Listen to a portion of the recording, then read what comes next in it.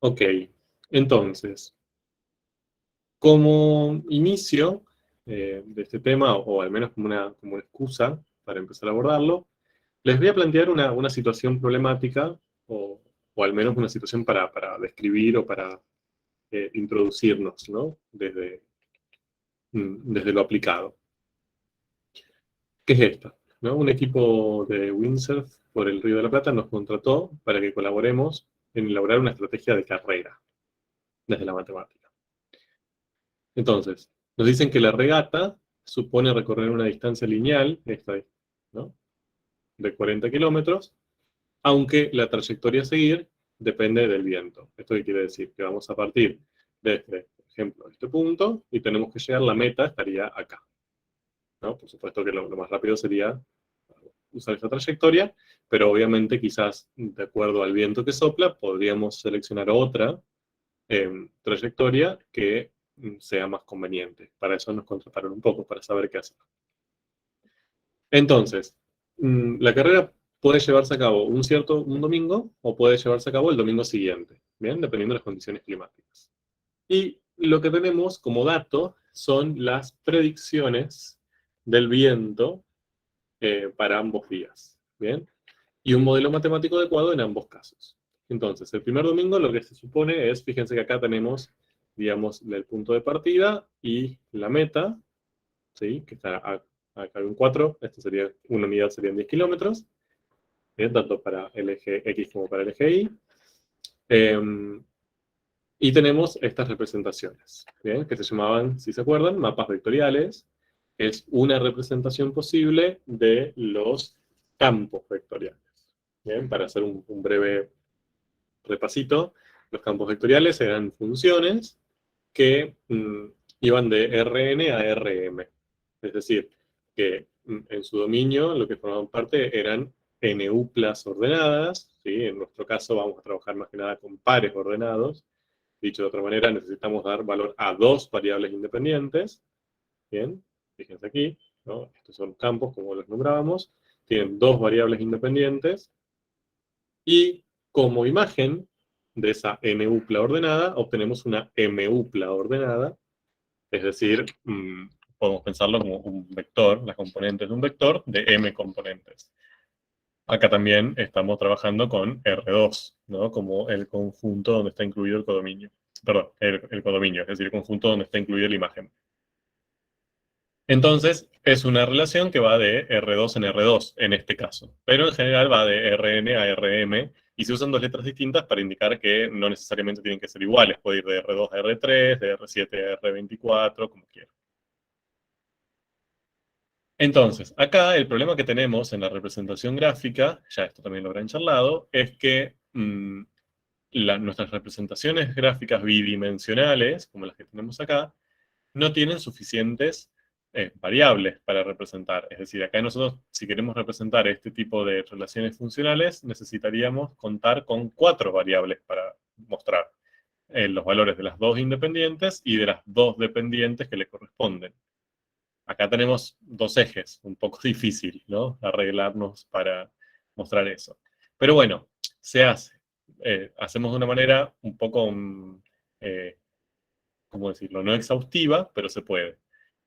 Que sería en tomar algunos de los puntos del dominio de estos campos vectoriales, es decir, algunos de los puntos donde aplicar estos campos vectoriales tienen sentido, hallar su imagen, bien, pensar en los componentes de la imagen como un vector, y a partir de ese punto del dominio representar un vector, bien, con un módulo proporcional al real. Es decir, este vector que yo estoy mostrando acá, por ejemplo, que sería la imagen de uno de estos campos vectoriales para el punto 0,51, no es necesariamente la imagen para ese punto, es un vector cuyo módulo, cuya longitud, digamos, si lo queremos llamar de esa manera, es proporcional, tiene una cierta relación con los otros, de acuerdo al módulo que tiene la imagen real.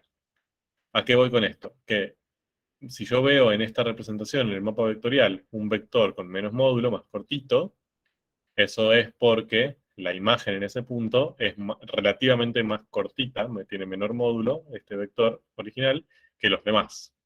No es quizás necesariamente esta longitud, quizás es más largo, ¿bien? Pero si yo lo hago comparativamente, es más corto, ¿bien? Si comparo la imagen real en este punto y en este punto, por ejemplo, en este punto voy a obtener una imagen, un vector con un mayor módulo que este, y por lo tanto, este se representa con mayor módulo que este. ¿Sí? No sé si fui claro, yo sé que es medio trabalenguoso. Lo único, todo eso se resume a las longitudes graficadas son proporcionales a las reales. Bien, entonces acá tenemos, repito, cualquier duda, si alguno no entienden, abren el micrófono y me dicen. Acá tienen estos dos, digamos, sería la representación de cómo soplaría el viento en el primer domingo y en el segundo domingo. Y acá tienen dos leyes para estos campos vectoriales, ¿bien? Que son dos campos vectoriales que van de R2 a R2. Fíjense que cuando nombramos campos vectoriales usamos letras mayúsculas con una flechita, ¿bien? Para indicar que la mayúscula que es un campo, ¿bien? Y la flechita para indicar que es vectorial, o sea que el resultado lo voy a interpretar como un vector. Y acá tenemos las dos leyes. Fíjense que acá tenemos dos componentes en cada una, y cada componente es un campo escalar. O sea, cada una de estas componentes puede depender de X y de Y. En este caso, fíjense que en ninguno de los dos componentes depende de las variables independientes, y en este caso esta no, y esta solamente depende de X, no depende de Y. Podría, pero no lo hace. Bueno, entonces, ¿cuál corresponde a cuál? A ver, díganme ustedes. Si yo tuviera que ver así a simple vista, ¿cuál de estos mapas vectoriales corresponde a cada una de esas leyes?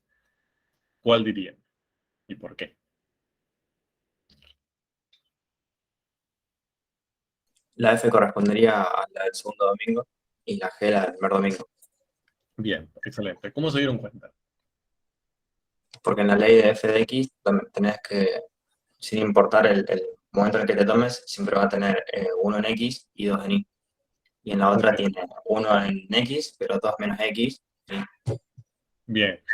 Fíjense que acá la imagen, sin importar el punto de donde yo lo estoy tomando, es decir, sin importar el punto del dominio que incorpore en esta función, la imagen siempre va a ser la misma. Esto es como si fuera un campo vectorial constante, ¿no? Entonces, para todos los puntos del dominio, no solo para esto, sino para todos, o sea, si yo tomo uno acá, qué sé yo, lo mismo, la imagen va a ser el 1, 2. Siempre voy a obtener vectores que tengan la misma dirección, el mismo sentido y el mismo módulo, que es lo que vemos acá, ¿no? En cambio, en el otro caso, ya por descarte podemos decir que es el otro, pero si tuviéramos que justificar, acá fíjense que la x, ¿sí? El componente en x, la primera componente del vector, siempre es la misma, mientras que la y cambia. Y fíjense que eso pasa. Si nosotros vemos la componente en horizontal, digamos, si hacemos una descomposición canónica de todos estos vectores, la componente horizontal siempre es igual. Se mueve horizontalmente uno hacia allá, uno hacia allá, uno hacia allá, uno hacia allá, uno hacia allá. ¿Bien? Mientras que lo que cambia es la componente vertical. Acá es una componente positiva, que cada vez se va haciendo más chiquitita. Acá la componente es cero, y acá la componente se va haciendo cada vez más negativa, ¿no? Entonces, así podemos asignarlo viendo el mapa vectorial. A veces es útil trabajar con la ley, a veces es útil trabajar con la representación gráfica, como siempre. ¿Bien? Ok. Entonces, ahora lo que nos proponen son dos estrategias para hacer esto, ¿no? Para ir desde el punto de partida a la meta, que vienen dadas con una función que lo que puede describir es cómo cambia la posición de la persona que está haciendo el deporte en función del tiempo. Por eso usamos una función vectorial. Este tema, a ver, no tiene muchos conceptos particulares muy complejos, pero lo que tiene es que integra un montón de otras herramientas matemáticas que fuimos viendo en Matemática 1 y Matemática 2. Por ejemplo, fíjense que ya antes aparecieron los campos vectoriales, pero dentro las componentes son campos escalares. Ahora también aparecen las funciones vectoriales, que también las vimos. Entonces, como que se van eh, incorporando nuevas herramientas eh, y se integran un poco en este análisis. Acá lo que nos proponen son dos estrategias de movilidad para ir desde la partida a la meta. Una es la que se llama la directa, digamos, que sería el camino más corto, ir en una trayectoria rectilínea entre la partida y la meta. Es la que está acá marcada en rojo. Y la otra, obviamente depende del tiempo, ¿no? Y esta sería como su ley. La que le vamos a llamar la indirecta, si quieren, es esta rosa, ¿bien? Que tiene esta trayectoria que parece ser un arco de parábola. Les pregunto, ¿cuál de esas dos es más rápida?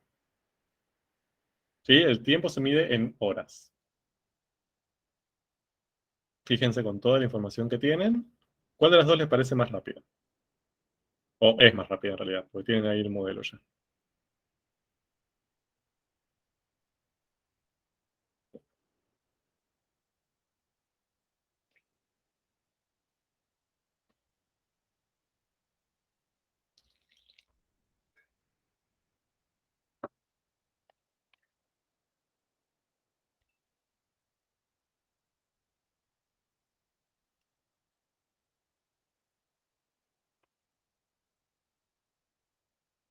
Creo que la de la izquierda. Ah, perdón, no me expliqué bien. O sea, más allá del viento, si ustedes no consideran el viento, ¿bien? Y tienen estas dos curvas, ¿cuál consideran que es más rápida? Empecemos por ahí. ¿Cuál se supone que es más rápida?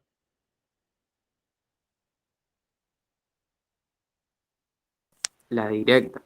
La directa, ¿no? Si consideramos la misma velocidad, ¿de acuerdo? Es decir, si yo me muevo siempre a la misma velocidad en la roja o en la fucsia, y voy a llegar antes en la roja, porque la longitud es más corta, ¿no? Ahora, puede pasar el caso de que yo me mueva en la fucsia, pero con mayor velocidad que en la roja. Entonces quizás recorro más distancia, pero lo hago más rápido. Entonces eso compensa y llego antes por la fucsia que por la roja, ¿no? Entonces, para saber eso, en la propuesta que nos hacen en las estrategias de movilidad, ¿dónde nos tendríamos que fijar la duración del movimiento?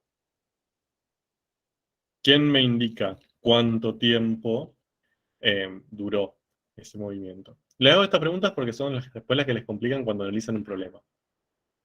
¿No es el dominio de T? Perfecto. Bien, esa información está dada acá, ¿no? Nos dicen que en ambos casos el tiempo que yo uso para recorrer estas dos curvas viene dada por este intervalo. Entonces me dice media hora, media hora. ¿Esto qué quiere decir? Que en ambos casos yo uso media hora de tiempo. ¿Bien? Es decir, uso media hora para ir desde acá hasta acá.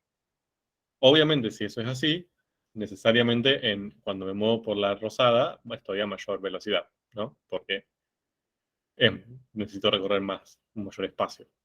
En el mismo tiempo, mayor velocidad. Bien, y esto también, lo que yo no grafico acá, que debería haber hecho, es un sentido, ¿sí? Sabemos que va desde P hasta M, pero bueno, deberíamos haber puesto una flechita ahí y una flechita ahí indicando el sentido de recorrido de las curvas orientadas. Bien, entonces, ¿cómo podríamos conocer la fuerza que ejerce el viento a cada tiempo? Es decir, que yo, en vez de tener la información que tengo, yo pueda decir, bueno, pasó 20 minutos, ¿qué fuerza está ejerciendo sobre la persona el viento? Entonces, nosotros tenemos como dato la fuerza del viento, ¿bien? Que serían los campos vectoriales. Esos campos lo que me está indicando es en cada punto del río un vector que representa la fuerza del viento en ese punto, ¿no? Tanto este como este, en un domingo o en otro. Pero fíjense que esta fuerza del viento que yo estoy representando acá no depende del tiempo. O sea, no es que yo acá digo 20 minutos y obtengo 1, 2. ¿Bien? Depende de la posición. O sea, que no es lo que me están preguntando. Por otro lado, también tengo las funciones vectoriales, que sí depende del tiempo en este caso, es decir, yo puedo ir cambiando el tiempo, pero no me va a dar como resultado la fuerza del viento. Lo que me da como resultado es la posición a cada tiempo, ¿no? Para eso servían las funciones vectoriales. Entonces, ¿cómo podríamos hacer para conocer la fuerza que ejerce el viento en cada tiempo? Bien, entonces, lo que nosotros tendríamos que hacer sería, primero, agarrar un cierto tiempo y a partir de ahí ver en qué posición se encuentra la persona en ese tiempo. O sea, para eso voy a usar R, alguna de estas R's, ¿no? Y después, en esa posición, usar F o G, lo que sea, para que me genere como resultado un vector que me indique la fuerza del viento. Bien, sería como que tendría que aplicar ambas informaciones. Primero las funciones vectoriales y después los campos vectoriales. Dicho de otra manera, yo lo que tendría que hacer ahí sería pasar de un valor real, que es el tiempo, a una dupla ordenada, que sería la posición, y de esa dupla ordenada a otra dupla ordenada, que sería la fuerza que le corresponde a esa posición. Entonces lo que tendría que hacer es una composición, ¿no? Primero aplicar R y sobre ese resultado aplicar F. Entonces, ¿cómo hacemos para componer estas funciones? O sea, ¿cómo hacemos para componer una función vectorial con un campo vectorial? En el caso de F es sencillo, ¿no? Porque fíjense que F depende de X y de Y, pero sin importar cuáles son X e Y, el resultado siempre es el vector 1, 2. O sea, punto. No tenemos mucho que pensar. Para cualquier tiempo me va a dar el 1, 2 y listo. Pero ¿cómo hacemos para el caso de G? ¿No? Que ya no es constante el campo vectorial. Entonces, lo que hacemos en este caso es lo siguiente. Primero, supongamos que tenemos que componer G con RB. ¿Sí? Entonces, voy a escribir. A cada tiempo le aplico RB. Eso me va a dar un par ordenado, XY, que va a ser el 8T0, ¿no? O sea que la X de T va a ser 8T y la Y de T va a ser 0. ¿Cómo interpreto esto? Que la posición en X a cada tiempo, el número que me indica en qué posición en X estoy cada tiempo, lo obtengo multiplicando el tiempo por 8. Mientras que en Y siempre va a ser 0. ¿Bien? Ahora, ya tengo cuánto vale X y cuánto vale Y. Entonces puedo aplicarle G. G me dice, bueno, de tu vector fuerza, la primera componente va a ser siempre 1 y la segunda componente va a ser 2 menos el valor de la coordenada X, o sea, 2 menos 8T.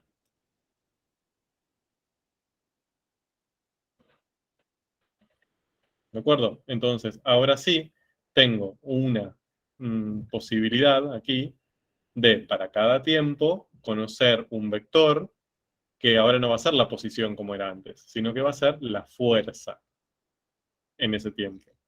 ¿Bien? Entonces, si pasaron, no sé, 20 minutos, reemplazo t por el número que le corresponda a 20 minutos, hago la cuenta y me va a dar un vector que va a ser la fuerza que soporta la persona en ese momento.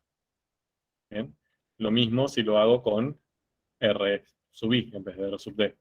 Sería 1, 2 menos x, o sea, 2 menos 8t. Bien, eso está mal, miren. Sí, sí, sí, eso está mal. Por acá, esta sería i. O sea, ahí va 8t. ¿Sí? Si algo no entienden, no me van siguiendo, por favor, párenme, ¿eh? Yo sigo porque supongo que esto ya lo vieron en las últimas clases. Bien, entonces, con la composición puedo llegar a responder esta pregunta. Bien, relacionar la fuerza con el tiempo, no con la posición. Para relacionar fuerza con posición ya tengo los campos vectoriales. Y posición con el tiempo ya tengo las funciones vectoriales. Ahora, al componerlas en el orden adecuado, puedo obtener fuerza para cada tiempo. Ahora, hasta acá todo bien, pero ¿qué pasa si me preguntan cuál es el efecto total de este movimiento? ¿Sí? Porque acá yo tengo fuerza en cada tiempo. Ahora, ¿cuánta fuerza se acumula a lo largo de todo el recorrido? Porque en definitiva eso es lo que nos importa si fuéramos deportistas. ¿Bien? No sé si me interesa tanto el hecho de, en este momento estoy soportando esta fuerza y en este momento esta fuerza. No, no lo sé. Bien, o sea, no es que no lo sé, no me interesa. Como, bueno, sí, ahora estoy soportando una fuerza para allá de 2 newton, ok, pero voy a estar así 30 minutos. Quizás lo que más me interesa es, en estos 30 minutos, cuánta fuerza acumulé, es decir, cuánto trabajo tengo que hacer en estos 30 minutos y por lo tanto cuánta energía voy a gastar en estos 30 minutos. Eso es lo que me interesa. ¿Bien? Porque eso me... Chao, Cami. Eso básicamente es lo que me permite decidir si lo que voy a hacer tiene sentido o no, ¿no? Si voy a poder aguantar o no.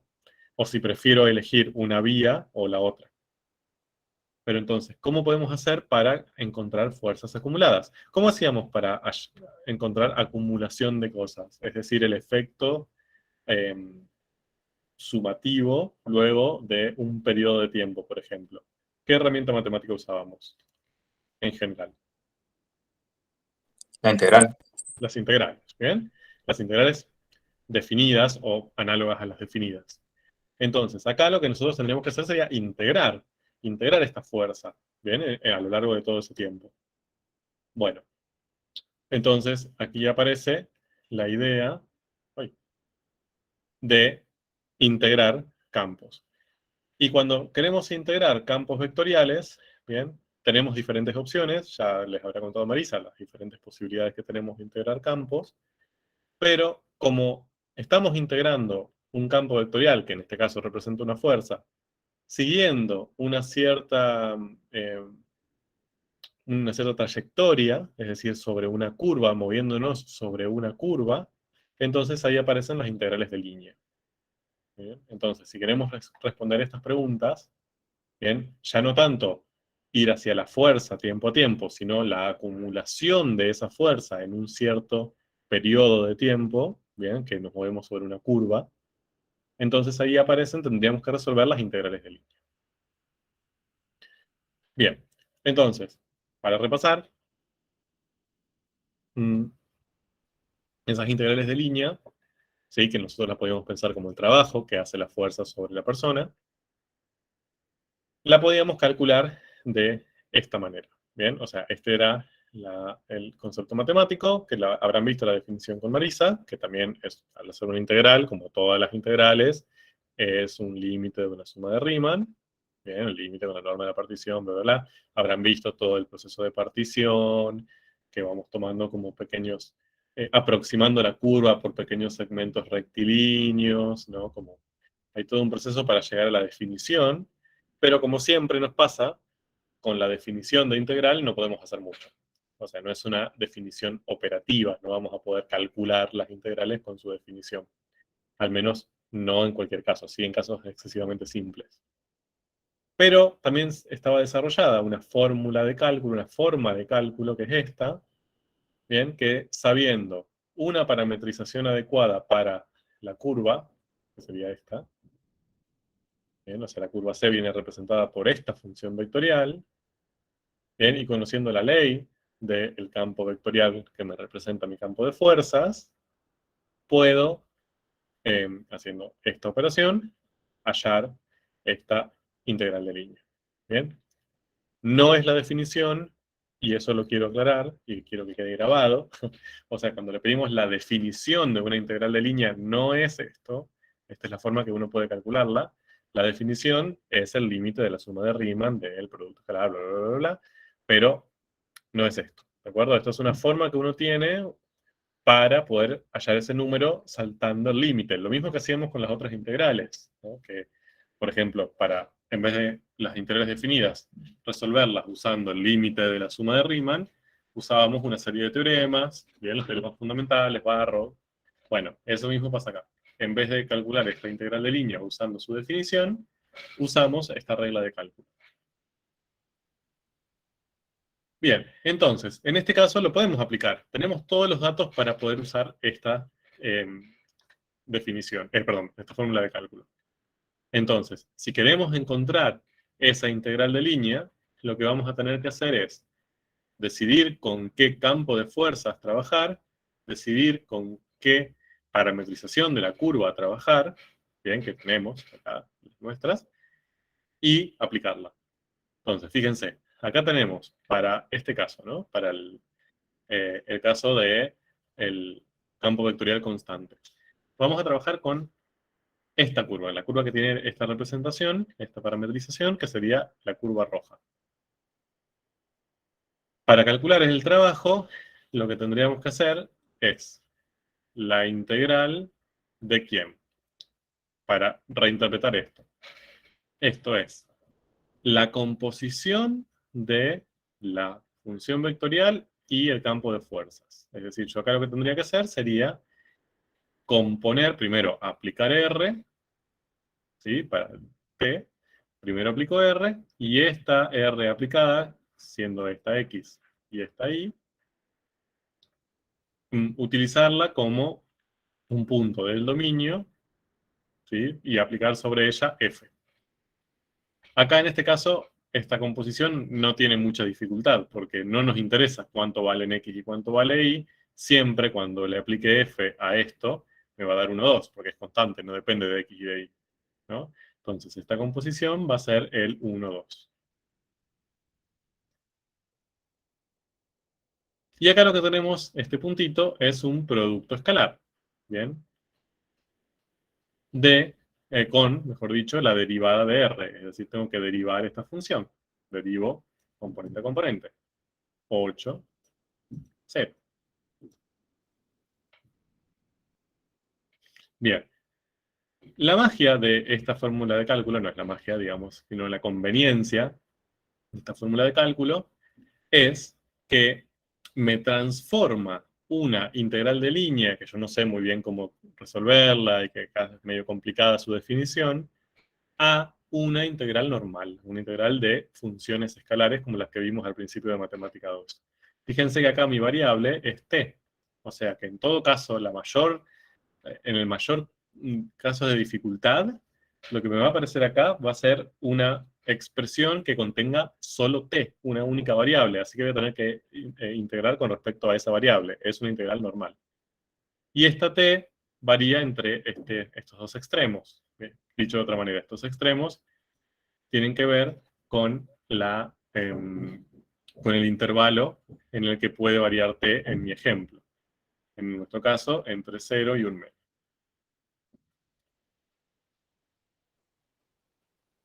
Entonces, de esta manera, fíjense que usamos los datos de las leyes, de las dos leyes, podemos calcular esa integral de línea.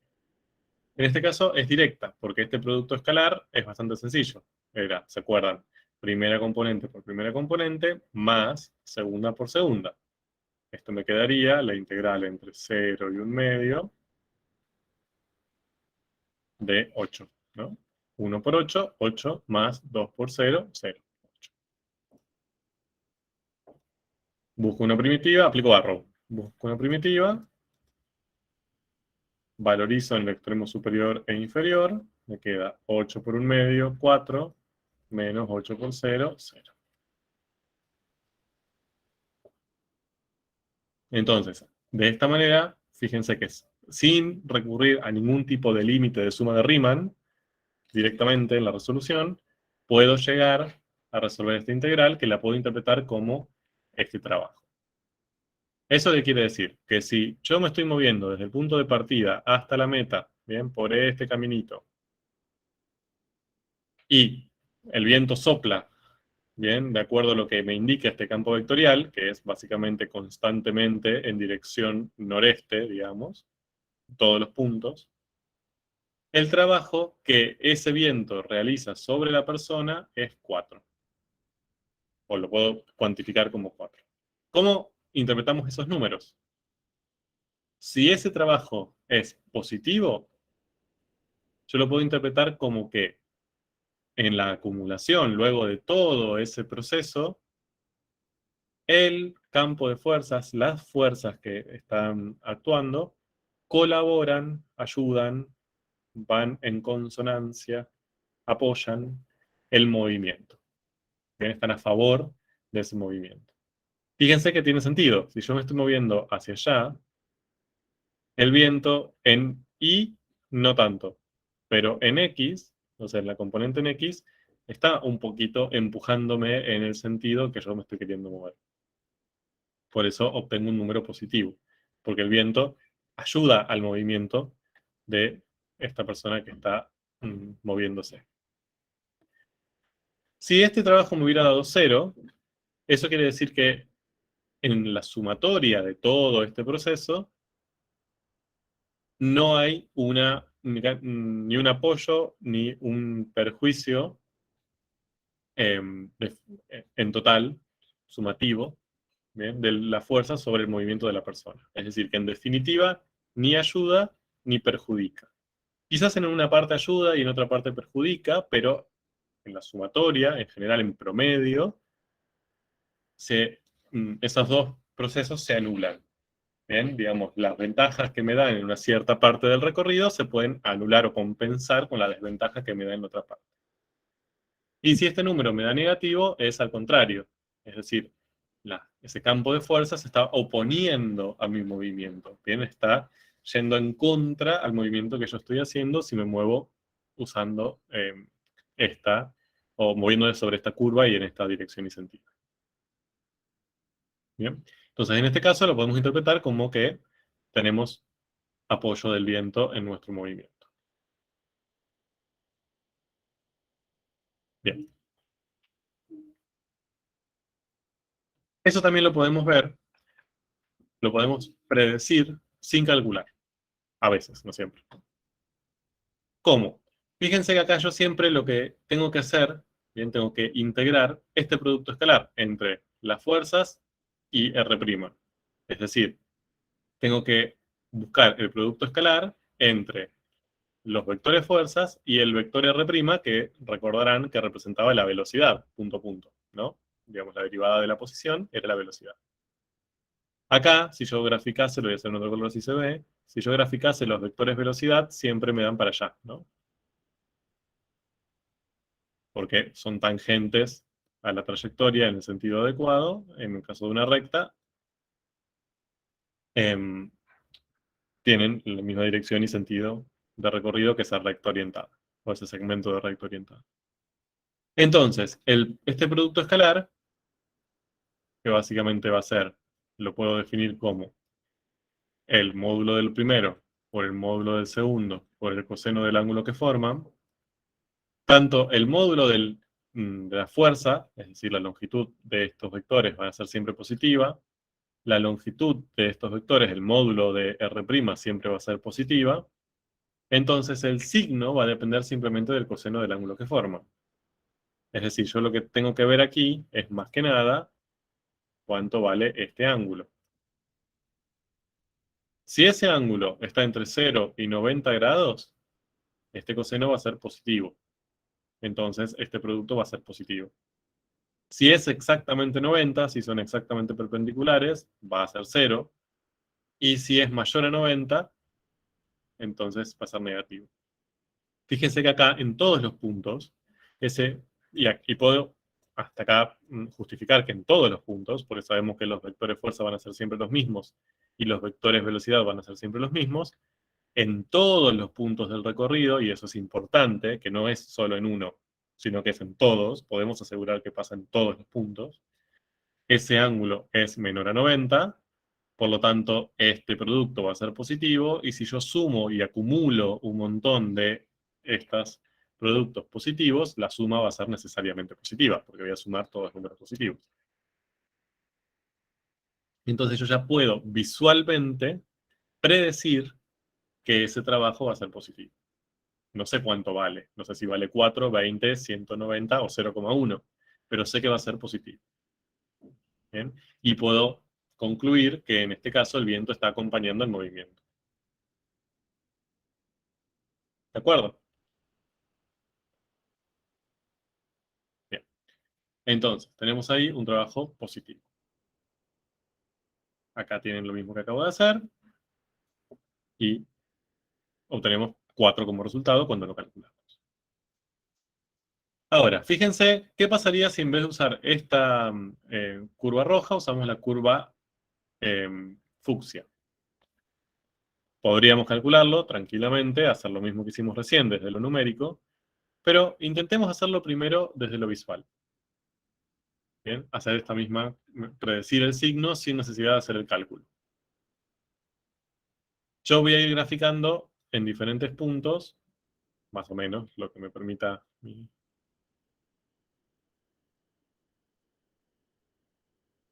mi pulso diferentes vectores R', bien, velocidad. Fíjense que esos vectores son tangentes siempre a la curva, ¿no? Y lo que teníamos que hacer era, para predecir el signo, ver el ángulo que formaban esos vectores R', bien, estos, con los vectores fuerza. Fíjense qué pasa acá.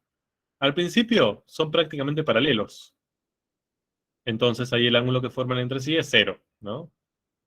Acá ya parecen, o sea, son bastante cercanos en dirección, o sea, no hay un ángulo muy grande que los separe entre sí, pero ya hay un angulito, ¿bien? O sea, el ángulo es menor a 90, muy cercano a 0, pero ya no es 0. Acá ya claramente no es 0, bien, es menor a 90, pero no es 0. Acá también, menor a 90, pero definitivamente no es 0. Acá el ángulo que forman es muy cercano a 90, o de hecho hasta parecería mayor, un poquito mayor que 90, igual acá. Acá claramente, definitivamente es mayor a 90, y acá es recontra mayor a 90. Entonces, fíjense, en esta primera parte, donde ese ángulo era menor a 90, este producto escalar me va a dar positivo.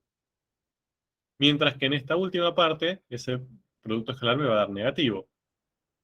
¿Bien? Entonces, ¿podemos predecir el signo del trabajo ahí? ¿Podemos decir que el trabajo es positivo o es negativo? La verdad que no. No tenemos manera visual de hacerlo.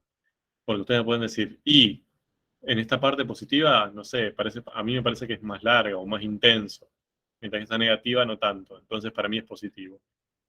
Otro me puede decir, no, para mí lo más fuerte es la parte negativa. No se va a ser más negativo acá que lo que va a ser positivo acá.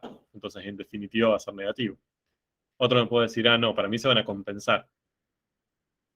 Bien. Eso visualmente no lo sabemos. O sea, al final del proceso, cuando sumemos todos esos productos escalares, no tenemos una posibilidad concreta de saber si nos va a dar una suma en definitiva positiva, es decir, que no hay compensación para un lado, negativa, no hay compensación para el otro, o cero, que sí hay compensación. Ahí no nos queda otra que recurrir al cálculo numérico, si queremos responder esa pregunta. Bien, fíjense que cómo con esta trayectoria roja sí podíamos y con la trayectoria fucsia no. Bien, eso era sobre el anterior. No podemos asegurarlo visualmente. Si calculamos, fíjense que tenemos que hacer lo mismo que antes, o sea, la composición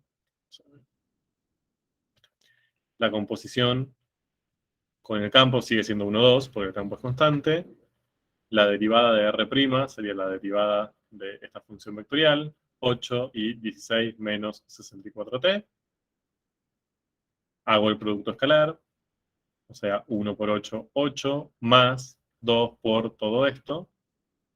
Fíjense que ahora sí me queda acá una expresión que depende de t, entonces tengo que integrar. Busco una primitiva, valorizo en un medio y 0, o sea, aplico barro, hago toda la cuenta y me da 4 también. ¿Cómo interpreto esto? Lo mismo que antes, que en promedio el viento acompaña, colabora en el movimiento de la partícula.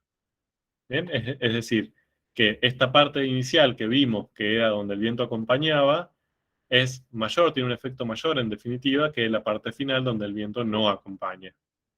¿Bien? Es decir, acompaña más de lo que no acompaña. Entonces, en la suma general, en promedio, nos da un valor positivo, esa integral de línea, es decir, decimos que el viento acompaña el movimiento. Y si tuviéramos que comparar, si tuviéramos que decir, bueno, siguiendo cuál de las dos trayectorias el efecto es mayor, como en ambos casos el trabajo nos dio el mismo, positivo e igual numéricamente, podríamos decir que no hay ningún tipo de diferencia. Es decir, que en ambos casos el viento acompaña y acompaña con la misma intensidad. El trabajo, la energía que nos aporta el viento en nuestro movimiento y por lo tanto nos facilita ese movimiento, tiene la misma intensidad. Bien. No sé si sigamos bien, si tienen alguna duda hasta acá, pero esto es un poco un repaso de lo que estuvieron viendo, pero me interesa más ponerlo como todo junto en un mismo problema. Bien, si hacemos lo mismo con el otro caso, lo voy a pasar rápido porque es exactamente lo mismo. Fíjense que acá, visualmente, si nos movemos con este campo y nos movemos siguiendo la trayectoria roja, el ángulo siempre está entre 0 y 90. ¿Bien? A veces pasa para arriba y a veces pasa para abajo el vectorcito, pero si yo trazo los angulitos, siempre me dan agudos, digamos. Entonces, ya puedo predecir que si me muevo en esta trayectoria roja, el trabajo va a ser positivo. ¿Bien? Si lo calculamos, hacemos lo mismo que antes. Bien, componemos, fíjense, acá sí tenemos composición. Si tenemos que componer G con RD, tenemos que hacer 1, 2 menos X. Y ahora X va a ser esta X, la X de la función vectorial. Entonces me queda 2 menos 8T. Producto escalar, la derivada de la función vectorial, 8, 0. Resuelvo el producto escalar, me da 1 por 8 más todo esto por 0, 8. Resuelvo la integral, 4. Bien, qué aburrido, básicamente nos está dando siempre igual. Básicamente, el viento realiza un trabajo sobre el movimiento de la partícula o de la persona que se está moviendo y lo acompaña con la misma intensidad que antes. O sea, hasta ahora todos vienen dando lo mismo. ¿Qué pasa con el signo de WI? Es decir, el trabajo en este campo si me muevo por la fucsia. Bueno, fíjense que acá siempre el ángulo entre R', es decir, tangente a la trayectoria, y los vectores azules, siempre es 0, o cercano a 0, ¿no? Como que siempre el viento está acompañando el movimiento, ¿no?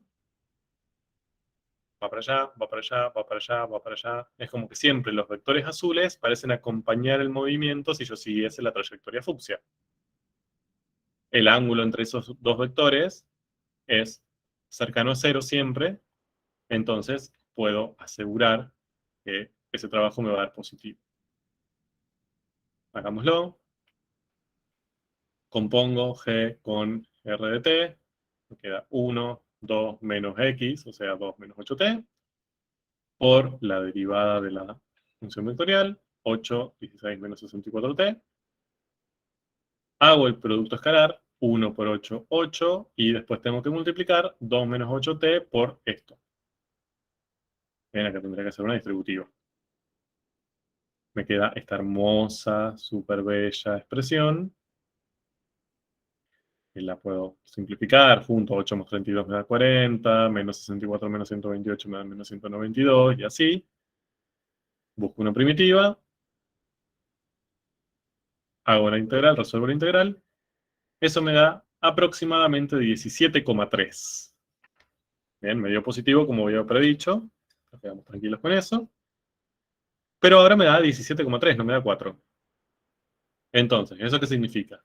Que el viento sigue acompañando el movimiento, porque es positivo, igual que antes, o sea, el viento sigue acompañando el movimiento y sigue aportando energía al movimiento de esta persona, pero al ser mayor aporta más energía, es decir, está apoyando pero más que antes, ¿bien? Está favoreciendo mucho más el movimiento si nos movemos por la trayectoria fucsia que si nos movemos por la trayectoria roja. Y eso es lógico si vemos, hasta si lo interpretamos del sentido común. Si el viento se mueve así y yo justo me muevo en la trayectoria, bien, que sigue, que acompaña al viento, y bueno, el viento me va a empujar hacia adelante lo máximo que puede. ¿Bien? En cambio, si me muevo en la trayectoria roja, me va a empujar. Pero bueno, hay veces que también me va a empujar para arriba, hay veces que me va a empujar para abajo, o sea, es como, dicho, al norte o al sur. Va a hacer otros efectos que me va a hacer perder un poco de ese apoyo, de esa energía que me daría el viento. Entonces acá, lo que me interesa de esto es que ustedes puedan relacionar la parte gráfica, bien, y el sentido común y el análisis de la situación, puedan predecir signos del trabajo, bien, usando un poco la regla de cálculo y la definición, y saber cuándo lo pueden predecir y cuándo no, y después poder calcularlo usando la regla de cálculo e interpretar los resultados. Entonces, ahí tenemos todos los resultados obtenidos. Ahora, fíjense que acá, bueno, en el primer caso, mucho lío no hay. En ambos casos el viento apoya, pero en un caso apoya más que el otro, lógicamente porque sigue al viento. Pero en ambas trayectorias, bien, siendo trayectorias completamente distintas, una más larga que la otra, de hecho, el viento apoya de la misma manera. Bien, la energía que aporta el viento de movimiento es igual. Entonces, en general, las integrales de línea, cuando hacemos todo este análisis que acabamos de hacer, dependen del camino, bien, o sea, dependen de la curva que yo elija. Si yo voy de P a M con esta trayectoria rectilínea o con esta trayectoria, que es un arco de parábola, espero que el resultado sea distinto, ¿no? Que el trabajo que haga, si estoy analizándolo de esa manera, me dé un resultado distinto y eso lo puedo pensar por qué sí y por qué no. Eso pasa en la generalidad, en la mayoría de los casos en los que uno esperaría. Pero la pregunta que nos surge ahora es, ¿hay algún caso donde eso no pase? Es decir, ¿hay integrales de línea que no dependen de cómo me muevo, sino simplemente desde dónde voy hasta dónde voy? Es decir, en este caso, para reformular la pregunta, yo tengo esas dos posibilidades. Si yo, en vez de esas dos, uso esta, que sería como una intermedia, ¿también me va a dar 4? Y si en vez de usar esa que es fucsia, uso una así, bien, o si voy por acá, o quizás si hago esto, bien. Es decir, si empiezo en el mismo lugar y termino en el mismo lugar, pero elijo otras trayectorias de movimiento, ¿siempre me va a dar 4? ¿O esto es una casualidad? Justo en esas dos me dio 4, pero en las otras da otro número. Entonces vamos a meternos un poco en esa pregunta. Entonces, para responder eso, necesitamos una definición que ya habrán visto, ya se las habrán contado, más que nada supongo que en tarea de aula, no creo que Marisa haya llegado hasta aquí, que es la de campo de gradientes, o campo conservativo, ¿bien? Con la que vamos a trabajar todo lo que nos queda de clase. Bien. Entonces, un campo vectorial, F, como lo que estamos trabajando, ¿sí? Ahora, todo lo que sigue vamos a trabajar en campos de R2 a R2 para simplificar. Bien, todo esto se puede extender a Rn, Rm, pero a priori vamos a trabajar en ese caso, que es el que más se usa en las ciencias naturales, al menos en el nivel que ustedes les van a ver. Un campo vectorial F, bien, con sus dos componentes, fíjense que tienen las dos componentes acá del campo vectorial, que son dos campos escalares, se dice de gradientes o conservativo, que es lo mismo, si existe un campo escalar F, ¿sí? De modo que este campo vectorial F yo lo pueda pensar como el gradiente de este campo escalar F'C. ¿Bien? O sea, F'J es el gradiente de F'C. Por eso, de ahí viene el de gradientes. Un campo vectorial es de gradientes porque es el gradiente de un campo escalar. Bien, lengua, ya sé, pero bueno. Léanlo despacio. Un campo vectorial es de gradientes si es el gradiente de un campo escalar. F. Si eso pasa, que no siempre pasa, ¿no? Obviamente. Si pasa, decimos que el campo vectorial es de gradientes o directamente conservativo. Y si no pasa, ¿bien? Si no existe ninguna Fc, ninguna de estas funciones, de estos campos escalares, que si yo calculo su gradiente, obtengo el Fj con el que estoy trabajando, entonces decimos que el campo no es conservativo directamente, o no es de gradientes. ¿Por qué importan los campos conservativos o por qué hacemos hincapié en ellos? Simplemente porque la mayoría de los campos de fuerzas de la naturaleza, bien, como la fuerza gravitatoria, o sea, el peso, ¿no? Como las fuerzas electromagnéticas, por ejemplo, son conservativas. Es decir, si yo puedo encontrar un campo vectorial que las represente, ya sea en el plano o en el espacio, son campos conservativos, son gradientes de un campo escalar. Entonces, analicemos esto. Si esta f sota es el gradiente de f zeta, ¿esto qué quiere decir? A ver. Nosotros dijimos que f sota es PQ, ¿no? Es decir, es un campo vectorial. Bien, su ley está dada por dos funciones escalares que son sus funciones escalares componentes. Ahora, el gradiente de f zeta, nosotros lo calculábamos como la derivada parcial de f zeta con respecto a x en la primera componente y derivada parcial de f zeta con respecto a y en la segunda componente. Si f sota es el gradiente de f zeta, es decir, si este es un campo conservativo, entonces necesariamente la primer componente y la primera componente son iguales. Es decir, P, esta primer componente del campo vectorial, es la derivada parcial de esta función, de este campo escalar, con respecto a x, ¿no? Que es lo que tienen escrito acá. P es la derivada parcial de esta f zeta con respecto a x. Y Q es lo mismo, pero con respecto a y. Entonces, si eso pasa, si la primera componente de este campo vectorial es la derivada parcial de un campo con respecto a x y la segunda es la derivada parcial de ese mismo campo con respecto a y, entonces ahí decimos que el campo es conservativo. Esta f zeta, si existe, obviamente, si el campo es conservativo, si el campo f sota es conservativo, esta f zeta, cuyo gradiente podemos pensar a f sota, se le llama función potencial para f sota. Que para cada campo hay infinitas, ya vamos a ver. Hay infinitas funciones potenciales. Pero si encontramos una, le decimos que es una función potencial para f sota.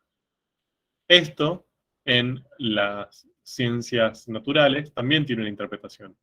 Por lo general, los campos de fuerzas que son conservativos, como los campos gravitatorios, electromagnéticos, etcétera, lo que les decía antes, que son todos conservativos, estas funciones que existen, porque son conservativos, se suelen llamar energía potencial o potenciales. Entonces hay un potencial gravitatorio o una energía potencial gravitatoria, ¿bien? O también hay un potencial eléctrico, un potencial magnético, ¿bien? Todos esos términos que se usaron física 1 o 2, dependiendo del caso, aparecen, bueno, matemáticamente son las funciones potenciales de esos campos vectoriales. ¿Bien? Si yo hago el gradiente de esas energías potenciales, lo que obtengo como resultado son los campos fuerza. Bien. Entonces, esto les va a ayudar un poco a entender todo esto, que parece como nuevo y complejo, pero lo podemos pensar como una analogía, como que la función potencial es como si fuera, ¿bien? No estoy diciendo que es, porque no está definido así, pero es como si fuera, es análogo a una primitiva del campo vectorial. ¿Bien? ¿Qué era una primitiva? Básicamente, una primitiva es una función cuya derivada es la que yo estoy buscando. O sea, decíamos que una función g era primitiva de una función g mayúscula si cuando derivábamos g obteníamos g mayúscula, ¿no? Acá es parecido. F zeta es como si fuera una primitiva de f sota, porque si derivo este campo escalar, y acá derivar me refiero a buscar su gradiente, que sería sus derivadas parciales, obtengo f sota. ¿Bien? Entonces, en este caso sería gradiente de f zeta, que esto vendría a ser como la derivada de g, me da f sota. Bien, fíjense que hay como una cierta analogía. Yo a la potencial, que sería como la primitiva, le hago una derivada como puedo. Derivo en las funciones escalares o busco el gradiente en los campos escalares. Bien, y obtengo la otra. Bien. No sé si hay alguna duda hasta aquí. Vamos bien. Yo sigo, ¿eh? Si ustedes no me paran, yo arranqué. Y vamos para adelante. Bien. Entonces, ¿por qué les digo que es útil esta analogía entre la función potencial como una primitiva de f sota? Porque para nosotros las primitivas eran útiles con las funciones escalares. ¿Se acuerdan que si nosotros teníamos que resolver una integral definida, o sea, queríamos integrar una función escalar normal, ¿bien? Aplicábamos Barrow, ¿sí?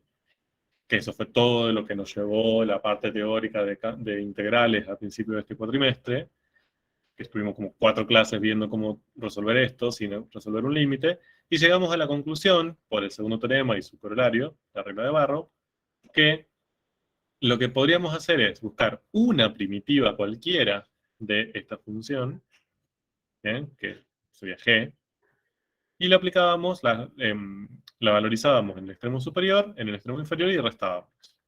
Esto nos da un número que era el resultado de esta integral. Entonces, buscar las primitivas de esta función que estábamos acá integrando era útil. ¿Bien? ¿Por qué? Porque nos permitía resolver esta integral definida.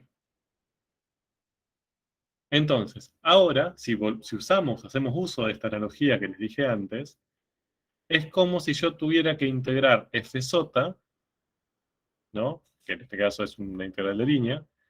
Si tuviera que integrar f sota, sirve esa analogía para decir, bueno, entonces, busco una primitiva de f sota, o sea, su función potencial, en el caso de que exista, y valorizo en B y A, que serían como el punto final y el punto inicial. ¿Bien? O sea, en el movimiento, yo tengo mi curva que va desde acá, desde A, va hasta B. Entonces, básicamente yo lo que tendría que hacer es buscar de mi campo que estoy integrando, debería buscar esa fcita, que sería como una primitiva, me fijo cuánto vale esa primitiva en el punto final, me fijo cuánto vale esa primitiva en el punto inicial y resto. Lo mismo, análogo, mejor dicho, no lo mismo, análogo a lo que hice acá. Entonces, esto estaría buenísimo que así pase, ¿no? Porque sería como llevar esta primitiva, que no sea útil esa analogía, ¿no?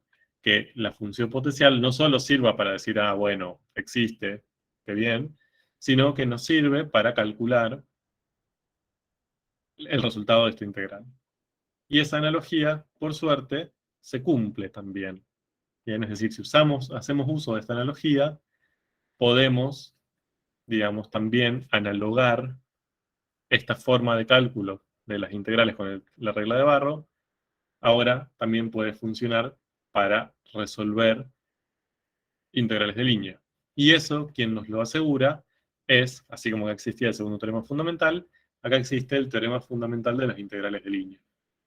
¿Bien? Que básicamente lo que nos permite asegurar es esto. Ahí lo tienen escrito. ¿Bien?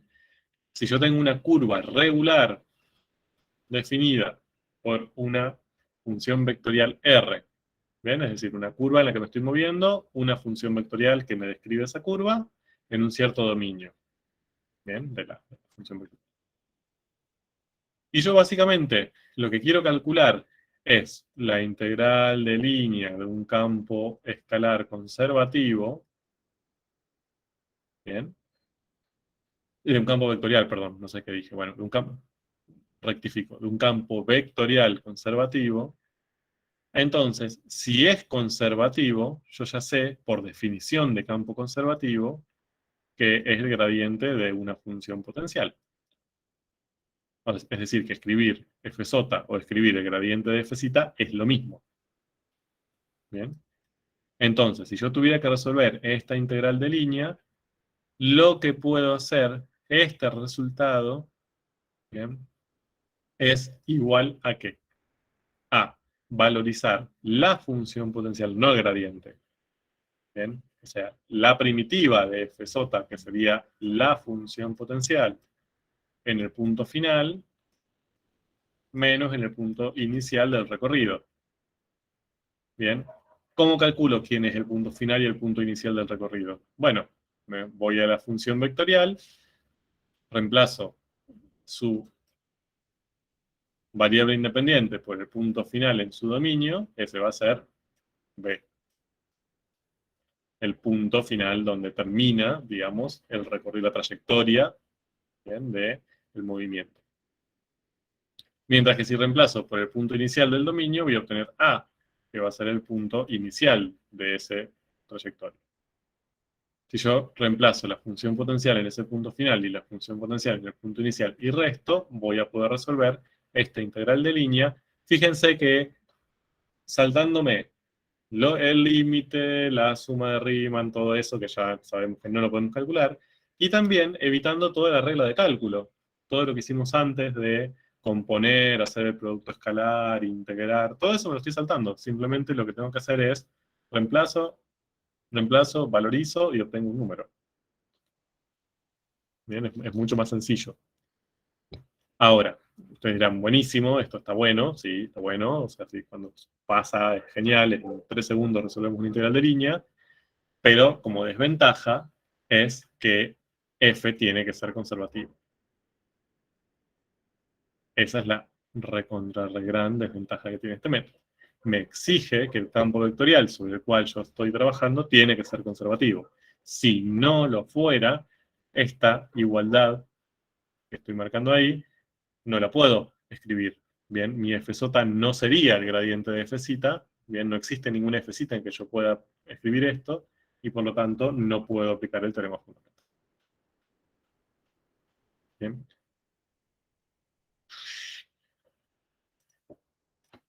Ok. Entonces, esto lo podemos ver o releer desde un montón de lugares. Yo acá les escribí algunas interpretaciones para que lo tengan en cuenta. Fíjense que este teorema, como una de sus consecuencias, es que solamente necesito la ley del campo, ¿bien?, para hallar la función potencial, y solamente su punto final y su punto inicial. ¿Bien? A mí no me interesa quién es R, es decir, no me interesa cuál es esta trayectoria mientras sea regular, ¿no? La curva. O sea, no me interesa si eso es un segmento de recta, si es un arco de parábola, o si es una curva mucho más compleja, no me interesa. Solo me interesa que sea regular la curva, y su punto inicial y final. Entonces, todas las curvas regulares que vayan desde el mismo punto inicial al mismo punto final, me van a generar la misma integral de línea. ¿Bien? Entonces, eso se dice que, o sea, la forma que tenemos de decir eso, es que las integrales de línea de los campos conservativos no dependen de la trayectoria. No dependen de la forma, ¿bien?, de la velocidad en la que se mueven, nada entre un punto y el otro. Solamente dependen de su punto inicial y final del recorrido. ¿Bien? Eso lo está escrito en el punto 2. Las integrales de línea de campos conservativos o de gradiente son independientes de la trayectoria. ¿Bien?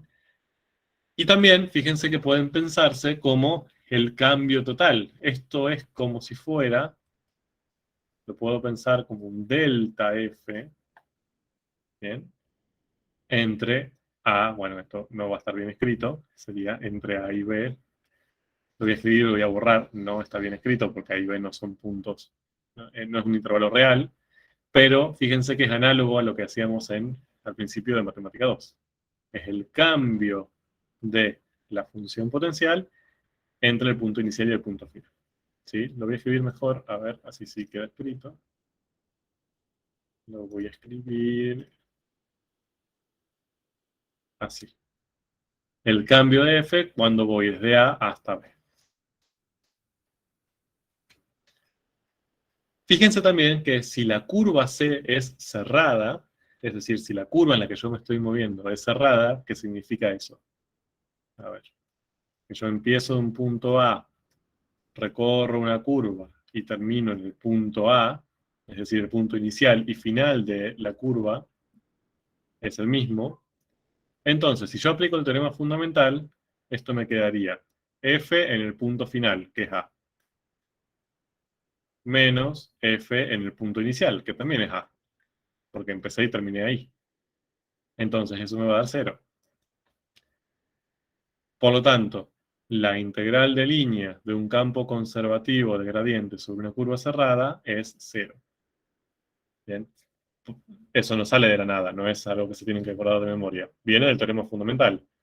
Bien, si es un campo conservativo y una curva regular, puedo aplicar el teorema.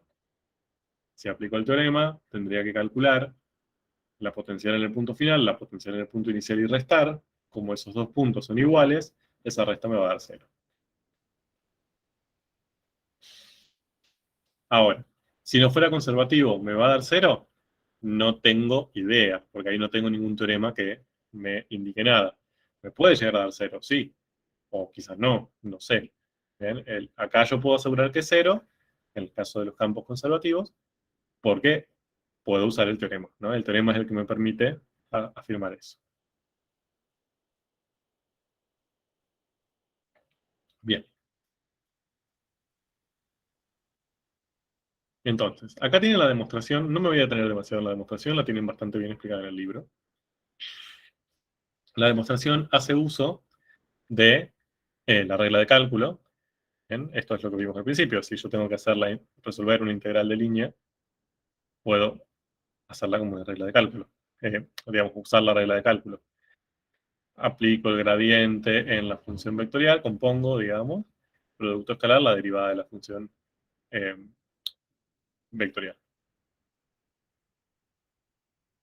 Ahora, yo puedo pensar, esto, bien, usando regla de la cadena, esto que está acá, ¿sí? Se acordarán que es la derivada de la composición entre la función vectorial y el campo escalar. Bien, si yo tengo esta composición, ¿sí? O sea, primero aplico el campo y sobre el resultado, perdón, primero aplico la función vectorial R y sobre el resultado aplico el campo escalar y lo derivo, esto lo podía resolver como esta manera. Gradiente del campo, aplicado en la función vectorial, producto escalar, la función vectorial, derivada. Entonces, puedo reemplazar todo esto por esta derivada. Y básicamente acá yo estoy haciendo una integral de la derivada de esta función. ¿Bien? Entonces, la primitiva de esa función va a ser directamente la composición. ¿Bien? Lo mismo que hacíamos siempre. Si yo estoy integrando la derivada de una función, entre A y B, ¿no? Una integral definida, yo podría usar f sin derivar como primitiva.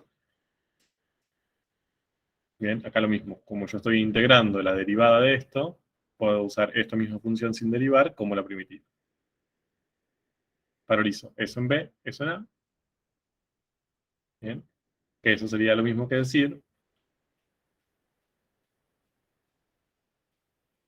f en R en B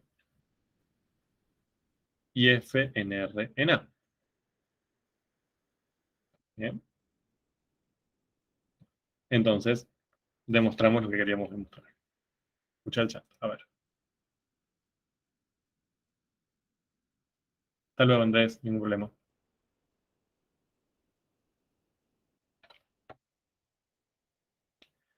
Bien. Entonces, lo importante de esto es que el teorema fundamental es útil, digamos. A ver, quiero marcar un punto importante. Todas las integrales de línea, bien, si tenemos curvas regulares, conocemos, digamos, una función vectorial que describa o que parametrice bien esa curva, tenemos la ley del campo vectorial, todo, la podemos calcular usando la regla de cálculo que vimos hace un rato.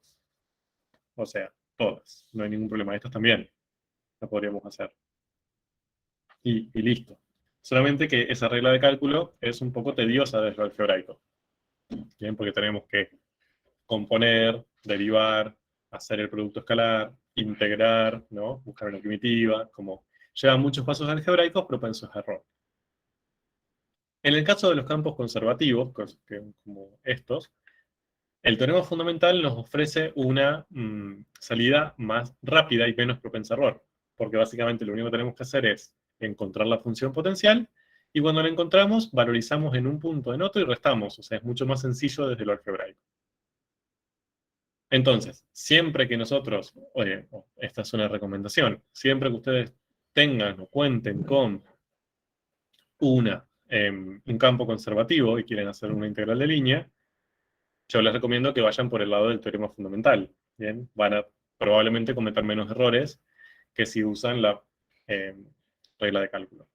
Y de hecho, hay veces incluso que la regla de cálculo no se puede aplicar porque no pueden integrar o nada. Acá fíjense que tampoco tenemos que integrar nada.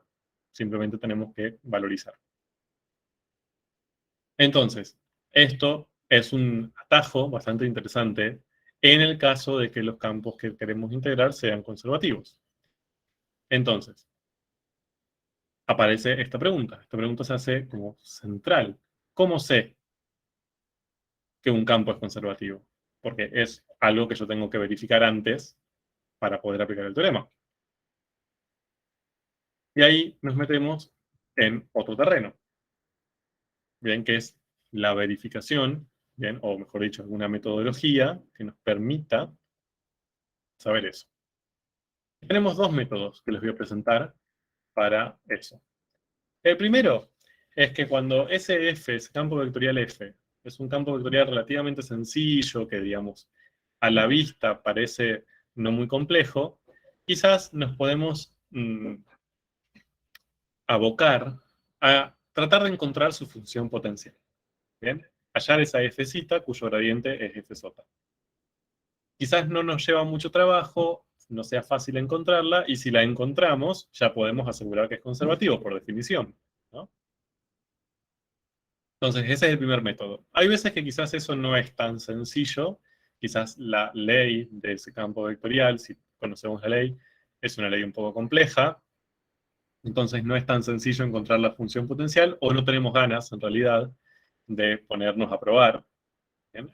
O a resolver. Entonces, vamos a ver que existe otra forma de hacerlo, que es usando resultados teóricos. ¿Sí?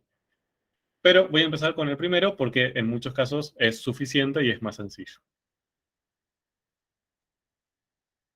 Y volvemos a nuestros ejemplos. Supónganse que tenemos S. Bien, nosotros S habíamos dicho que para ese campo vectorial, ambas integrales de línea, yendo por el rojo y yendo por el fucsia, nos daba el mismo resultado de las integrales de línea. ¿Podríamos asegurar que es conservativo? La verdad que no, porque tendríamos que asegurar que para todos los casos, para todas las integrales de línea que vayan desde P a M, para todas las infinitas curvas que se me ocurran que vayan de P a M, siempre me da 4. Nosotros acá no lo podemos hacer, tenemos solo 2 y sería imposible hacerlo con todas. Entonces, tendríamos que ver una forma de hacer eso para generalizar, sería ver o demostrar que esa F, ese campo F, es conservativo. Si ese campo F es conservativo, si es un campo de gradientes, si es el gradiente de una función potencial, entonces ahí sí podemos asegurar que para cualquier curva me va a dar 4. No solo para esas dos, que vaya de P a M. Bien, entonces vamos a ir hacia eso. ¿Cómo podemos hacer para ver si es o no conservativo? Bueno, lo que podemos hacer es tratar de encontrar, bien, una función potencial f, de modo que el gradiente de esa función potencial sea esta f que tenemos acá. ¿Eso qué significa? Si el gradiente de esa f-cita es f-sota, tengo acá las dos derivadas parciales de f-cita y me tienen que dar 1, 2. Bien, las dos derivadas parciales de ese mismo campo me tienen que dar las dos componentes de f-sota, o sea, 1, 2. Separo por componentes. Entonces, la derivada parcial de f con respecto a x me tiene que dar 1, y la derivada parcial de f con respecto a y me tiene que dar 2, del mismo campo f. Entonces, planteo lo primero. La derivada parcial de f con respecto a x me tiene que dar 1. Entonces, si ya conozco, esto es casi una ecuacioncita diferencial pequeña, ¿no? O sea, si yo ya conozco la derivada de f con respecto a x, integro y puedo pensar cómo debería ser f. Entonces, fíjense que si la derivada parcial de f con respecto a x me da 1, entonces tiene que aparecer un término de esta forma. X. ¿Por qué? Porque si yo hago la derivada de esto, me va a dar 1. Entonces, la función potencial tiene que tener sí o sí un término sumando x, y después otros términos que no tienen que depender de x, porque si dependen de x, al derivarlos me van a dar otros factores, otros sumandos acá, que acá no aparecen. Bien, entonces son otros términos que pueden llegar a existir, pero lo importante es que no dependen de X. Quizás dependen de Y, o no dependen de ninguno de los dos, son constantes, no sabemos. Después tenemos la segunda igualdad, que la derivada parcial de f con respecto a y me da 2. Bien. Entonces, otra vez vuelvo a integrar. Si cuando derivo con respecto a y obtengo un 2, seguramente tiene que haber un término que sea del tipo 2y, sumando. Y después puede haber otros, pero que no dependan de y. Bien, que dependan de x o que no dependan de ninguna de las dos variables. Entonces, todo esto tiene que darse al mismo tiempo, es decir, mi f de x, y que estoy buscando tiene que cumplir con estas dos condiciones, o sea, tiene que ser como de este estilo, también tiene que ser como de este estilo. ¿Existe esa posibilidad? La verdad que sí. O sea, si yo combino esos dos resultados, podría proponer una fj que sea de este estilo, ¿no? X más 2y más una constante, esto sí es un número ahora. Fíjense, si yo esto lo derivo con respecto a x, acá obtengo un 1, y estos dos términos desaparecen. Su derivada es 0, porque ninguno de los dos depende de x. Entonces me queda 1, como debería. Si derivo esta función con respecto a y, me queda 2, y estos dos términos desaparecen. ¿Bien? Entonces, encontré un campo escalar cuyo gradiente es el 1, 2. De hecho, encontré infinitos, porque si acá está CL o cambio valor, puedo encontrar un montón. Entonces, en definitiva, esta es una función potencial para fj. ¿Bien? Como encontré una función potencial para fj, es decir, como pude demostrar que esta fj lo puedo pensar como el gradiente de un campo escalar, entonces ya puedo asegurar que es conservativo. ¿Conservativo? Sí. Por definición. ¿Bien?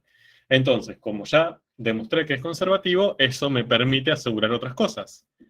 Básicamente me permite asegurar que todas las integrales de línea que yo calcule que vayan desde P hasta M, ¿bien? No solo esas dos que estoy calculando ahí siguiendo esas dos curvas que tengo graficadas, sino cualquier otra, me van a dar siempre igual, porque esas integrales de línea son independientes de la trayectoria. Siempre me va a dar 4.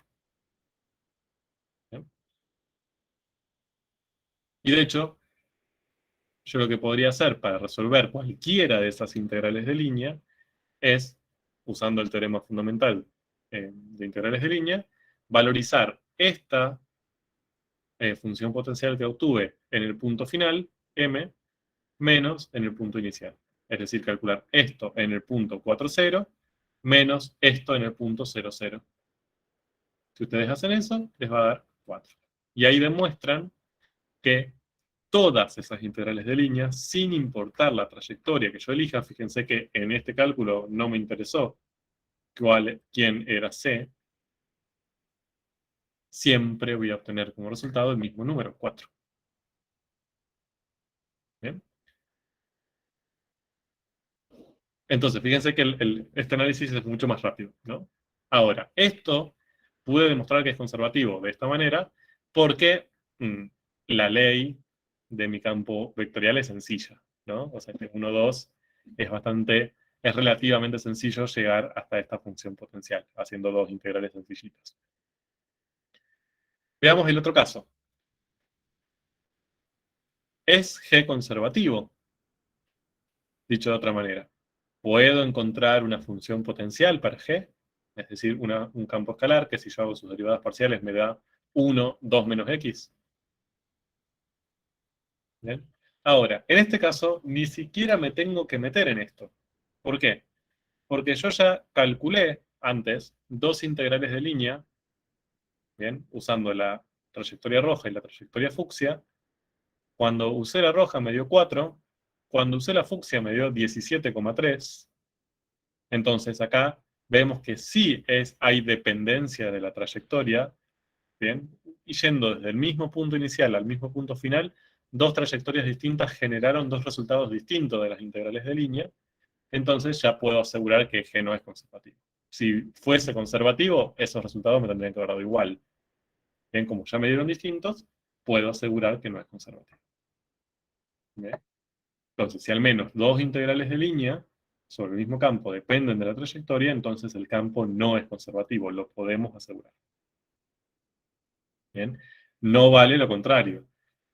Si tengo dos integrales de línea sobre el mismo campo que me dan iguales para dos trayectorias distintas, eso no me asegura que sea conservativo. Yo tengo que demostrar que eso vale para todos los infinitos casos, como pasaba antes.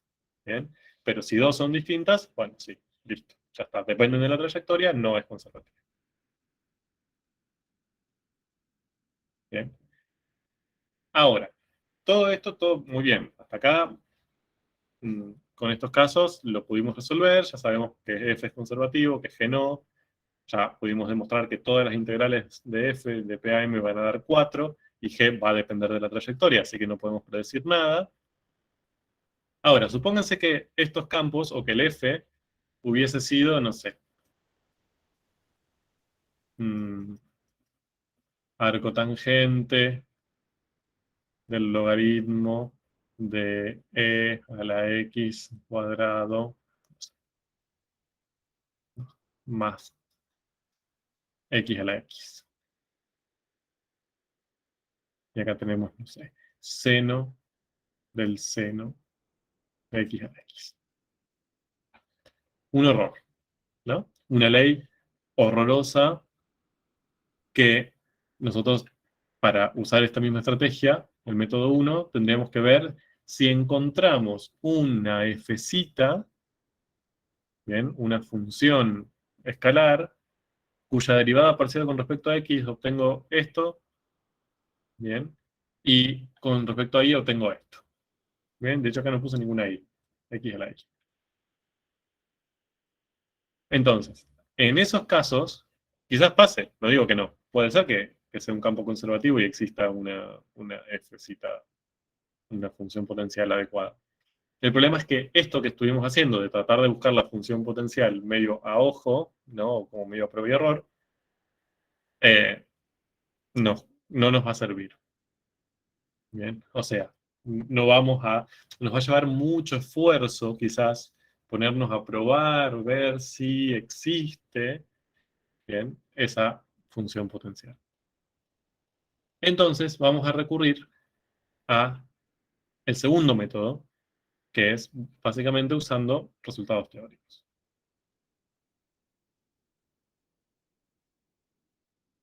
Entonces, para eso, les voy a presentar un teorema que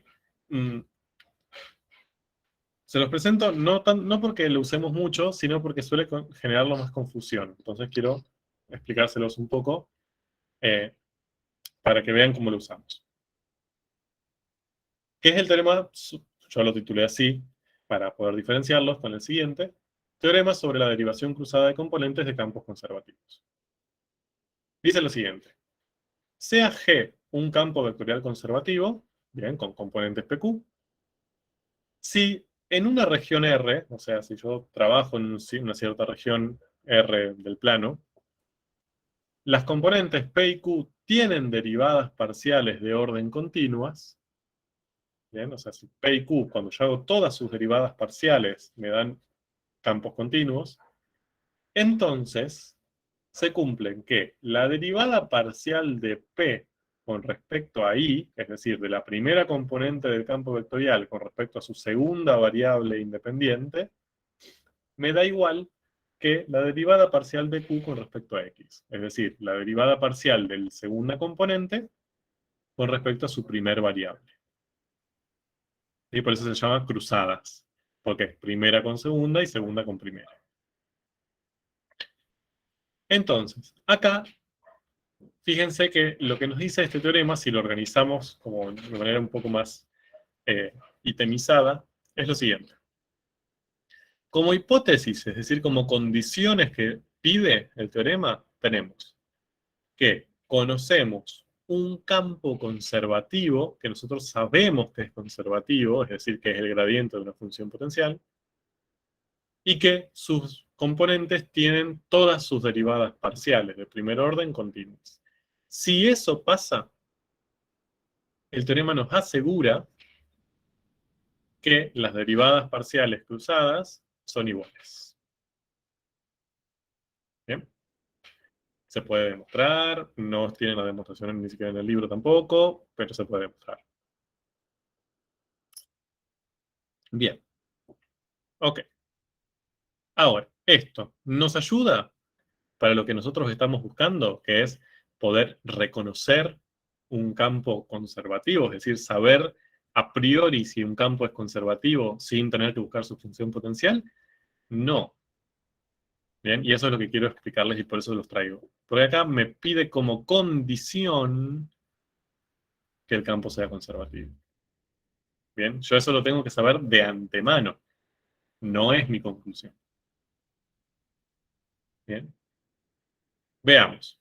Apliquemos este teorema. Nosotros vimos, demostramos hace un rato, que el campo 1, 2 era conservativo. ¿Sí?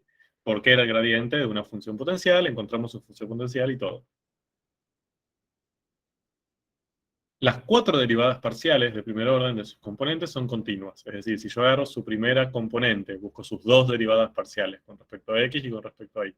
Agarro la segunda componente, encuentro sus 2 derivadas parciales con respecto a x, con respecto a y. En los 4 casos obtengo campos continuos. ¿Sí? Entonces, como se cumplen las dos hipótesis del teorema, que el campo es conservativo y sus componentes tienen derivadas parciales de primer orden continuas, el teorema me permite asegurar que las cruzadas son iguales. ¿Bien? O sea que yo en este caso yo ya podría asegurar que las derivadas parciales cruzadas son iguales. Vamos a ver si es verdad. Verifiquémoslo. ¿Bien? ¿Qué hago? Busco la derivada parcial de la primera componente con respecto a la segunda variable independiente. Entonces sería derivada de p con respecto a y. La derivada de 1 con respecto a y es 0. Y después busco la derivada parcial de la segunda componente con respecto a la primera variable. ¿Bien? Derivada de 2 con respecto a x también me da 0. Me dan lo mismo, se verifica el teorema. ¿Bien? Entonces, este teorema simplemente nos dice, tengo un campo conservativo, sus componentes tienen derivadas continuas, entonces las cruzadas son iguales. ¿Nos sirve? No. La verdad que para lo que estamos buscando nosotros no nos sirve. Nosotros queremos algo que nos permita saber si el campo es conservativo. ¿Bien? No que lo tome como una hipótesis o como una condición, sino que sea la tesis esa. Es decir, que concluyamos que el campo es conservativo. Dicho de otra manera, lo que estamos buscando es esto, ¿no? Que desde algo, no sabemos si es esto o qué, desde alguna condición que nosotros planteemos, podamos concluir que el campo es conservativo. Ahora, si ya conocemos este teorema que les acabo de mostrar, no vale el recíproco. O sea, esto es un implica, no es un sí, solo sí. Si yo conozco esto, si conozco que las derivadas parciales son cruzadas son iguales, ¿puedo asegurar que el campo es conservativo o no? Y la respuesta es casi. Existe un teorema que sería como si fuera el anterior, pero al revés, pero van a ver que no es tan directo. ¿Qué es esto? El teorema de condiciones suficientes para la conservatividad. Lo van a encontrar así, lo van a encontrar como teorema de suficiencia para la conservatividad. Tiene un montón de nombres, no hay ningún nombre común general. Este es el que yo elegí porque me parece más adecuado. Lo leo. Sea F un campo vectorial con componentes PQ. Si en una región R abierta y simplemente conexa, en la que P y Q tienen derivadas parciales de primer orden continuas, se cumplen que las derivadas parciales cruzadas son iguales, entonces es conservativo. Parecido al anterior. Por eso les muestro ambos, porque suelen ser confusos. Reordenemos como antes. Hipótesis. Condiciones que tienen que cumplirse.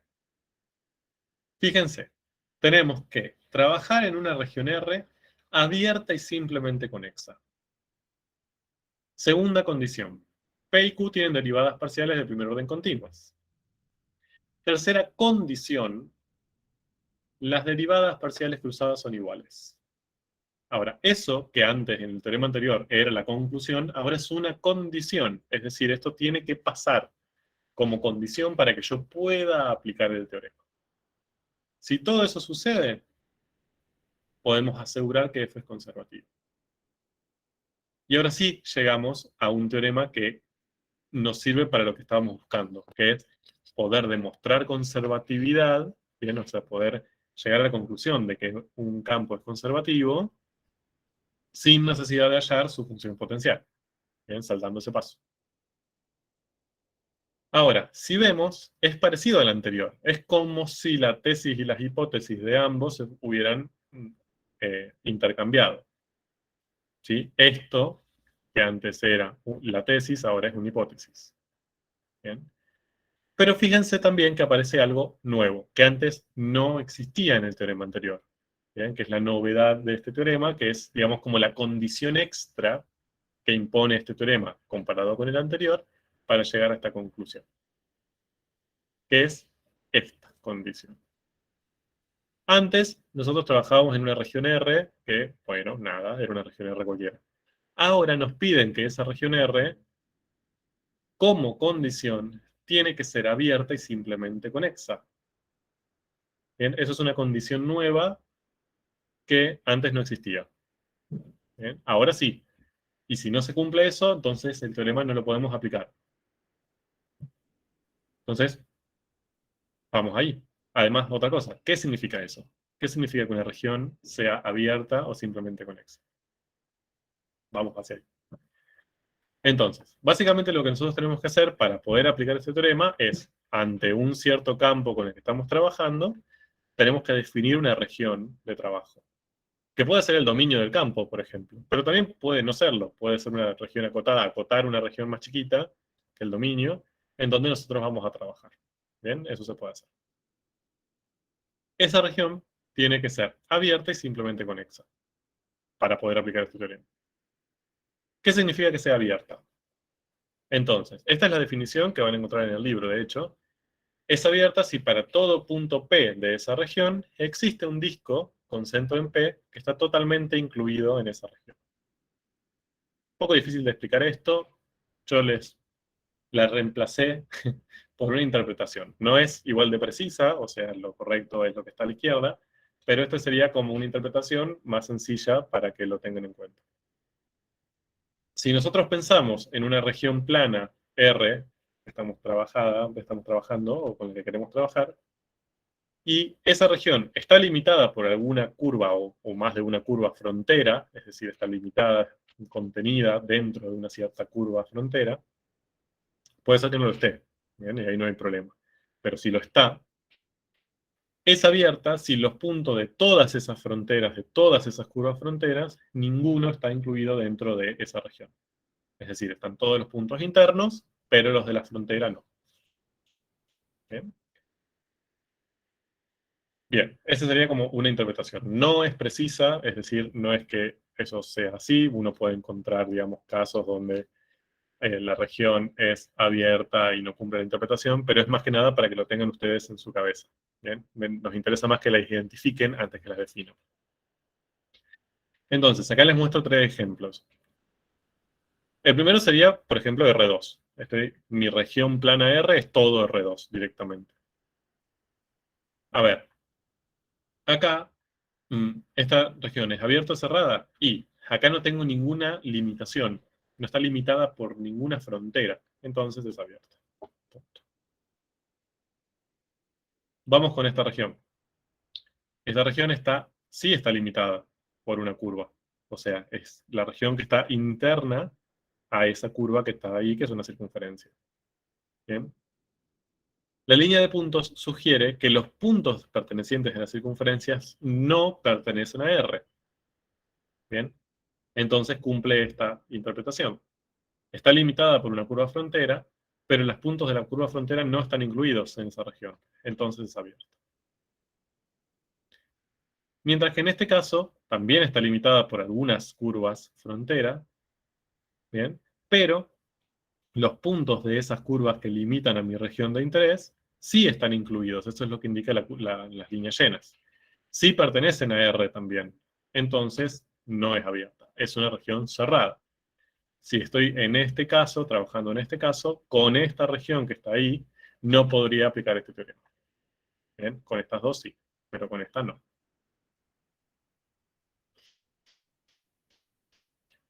Vamos con la segunda definición. Esta acá no aparece, pero es necesaria para entender qué significa simplemente conexa. Lo que vamos a definir primero es qué significa que una región sea conexa. Entonces, una región es conexa si cualquier par de puntos que yo tome dentro de esa región, yo los puedo unir por alguna curva regular contenida totalmente en la región. ¿Bien? Yo sé que es raro, pero es mejor con ejemplos. Esta región que tengo acá es no conexa. ¿Por qué? Si yo tomo unos dos puntos, por ejemplo, dentro de esa región, como este y este, ¿bien? Yo los puedo unir por curva, alguna curva, por ejemplo, puedo encontrar una curva, todos los puntos de esta curva están dentro de la región de interés, ¿bien? Puedo encontrar esa posibilidad. Ahora, eso lo tengo que hacer con todos los pares de puntos que yo quiera. Si encuentro un par de puntos donde yo no puedo hacer esto, entonces la región es no conexa.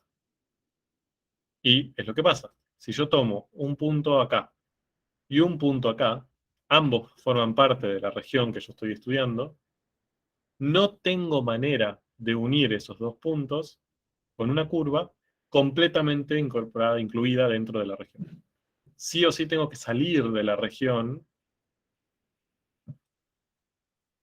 para unirlos. ¿Bien? Entonces, por eso digo que es no conexa. En cambio, en este caso, cualquier par de puntos que tome, prueben, hagan la prueba, intenten encontrar excepciones. Cualquier par de puntos que tome, siempre voy a poder encontrar una curva interna que los una. ¿Bien? Nunca voy a necesitar salir sí o sí de la región para unirlos. Por eso es una región conexa.